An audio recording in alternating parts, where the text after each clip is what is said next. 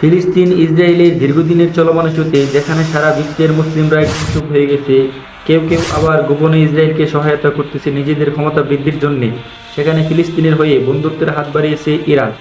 যদি একবার ইরান জেগে ওঠে তাহলে পৃথিবীতে আবারও একটা বিধ্বংসী দৃশ্য দেখতে হতে পারে আমাদের। আর ইরান তার সক্ষমতা দিন দিন বৃদ্ধি করেই চলেছে। যদি ইরান এবং ইসরায়েলের এই দুই দেশের মধ্যে আবারও যুদ্ধ বেঁধে ওঠে বা যুদ্ধে লিপ্ত হয়, তাহলে এর ফলাফল হবে বিধ্বংসী ও ভয়াবহ, রক্তক্ষয়ী। এই মুহূর্তে সকলের প্রশ্ন একটাই, ইরান কি পারবে ফিলিস্তিনের আল আকসার পবিত্র ভূমি রক্ষা করতে, নাকি যুক্তরাষ্ট্রের চালে ও কূটকৌশলে ইসরায়েলের হাতে পরাস্ত হয়ে ইরানের অবস্থাও ফিলিস্তিনের মতো একই হবে? আজ আমরা এটাই জানার চেষ্টা করব, আর চলে যাব বাস্তবতায়, যেখানে শুধু শক্তির লড়াই না, লড়াই হবে অস্তিত্বের।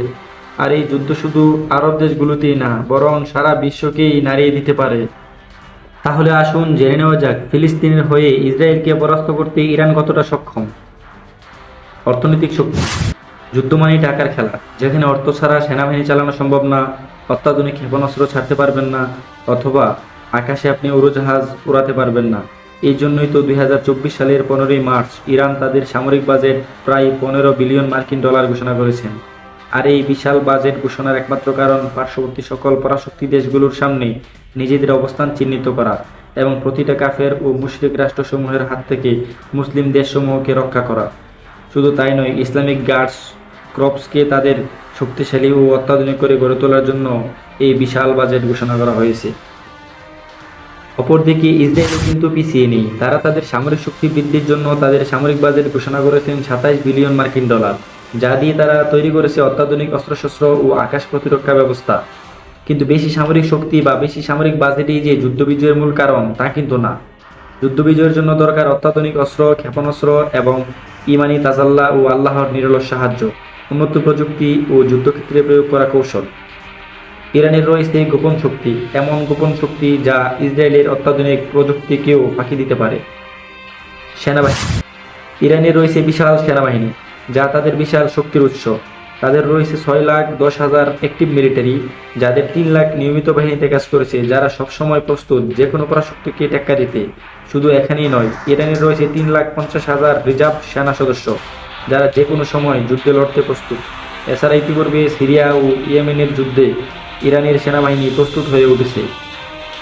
অপরদিকে ইসরায়েলের সেনা সদস্য তুলনামূলক কম হলেও তাদের রয়েছে অত্যাধুনিক প্রযুক্তি এবং বিশ্বের সবচেয়ে পাওয়ারফুল আকাশ প্রতিরক্ষা ব্যবস্থা আয়রন ডোম।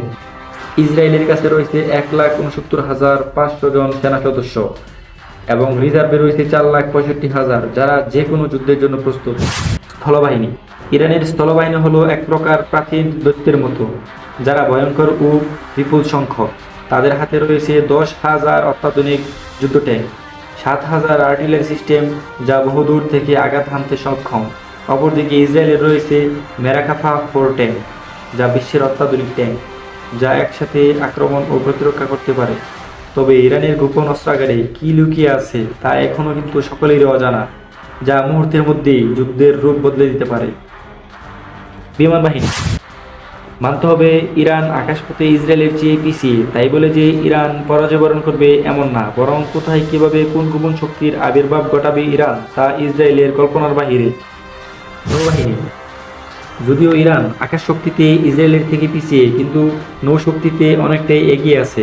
কারণ ইরানের রয়েছে 17টা সাবমেরিন, 68টা পেট্রোল বোট ও 10টা মাইন ওয়ারফেয়ার জাহাজ, যা পারস্য উপসাগর থেকে ভারত মহাসাগর পর্যন্ত তাদের নিজেদের অস্তিত্ব ছড়িয়ে দিতে সক্ষম। তাদের সাবমেরিনগুলো শত্রুপক্ষের প্রতি অদৃশ্য আক্রমণ ছড়ায়। অপরদিকে ইসরায়েলে রয়েছে 5টা অত্যাধুনিক সাবমেরিন ও 49টা পেট্রোল বোট, যা দিয়ে তারা তাদের সমুদ্রে রাজত্ব করে। কিন্তু ইরানের সমুদ্রের নিচে লুকিয়ে রাখা গোপন শক্তি কতটা ভয়ঙ্কর ও বিধ্বংসী তা কিন্তু কেউ জানে না। ব্যালিস্টিক মিসাইল ও পারমাণবিক শক্তি। একটা যুদ্ধের মূল বৈশিষ্ট্য নির্ভর করে দূরপাল্লার ব্যালিস্টিক মিসাইল ও পারমাণবিক শক্তির উপর। এখানে ইরানের কাছে আছে সেনজিন ও খোরাসান নামের মিসাইল, যা 2000 কিলোমিটার দূরত্বেও নির্ভুলভাবে আঘাত হানতে সক্ষম। এছাড়া সম্প্রতি ইরান তাদের নিজস্ব প্রযুক্তিতে তৈরি করেছে আল ফাত্তাহ নামক হাইপারসনিক দূরপাল্লার মিসাইল, যা বিশ্বের যে কোনো প্রান্তে আঘাত হানতে সক্ষম। রইল পারমাণবিক শক্তি। এটা এখনো সবারই অজানা, কিন্তু সবাই মনে করে যে ইরানের কাছে পর্যাপ্ত পারমাণবিক ক্ষেপণাস্ত্র রয়েছে, যা দিয়ে বিশ্বের যে কোনো পরাশক্তিকে পরাস্ত করতে সক্ষম, যা শুধু ইসরায়েলকে নয়, স্বয়ং যুক্তরাষ্ট্রকেও ভয় পাইয়ে দেয়। পরিশেষে একটা কথাই বলতে চাই, যুদ্ধ হচ্ছে জীবন মরণ খেলা। ইসরায়েল যদি ফিলিস্তিনের উপর তাদের এই চলমান আগ্রাসন বন্ধ না করে, ইরানও কখনো ইসরায়েলকে ছাড় দিয়ে কথা বলবে না, কারণ ইরান কখনোই ইসরায়েলের থেকে পিছিয়ে নেই।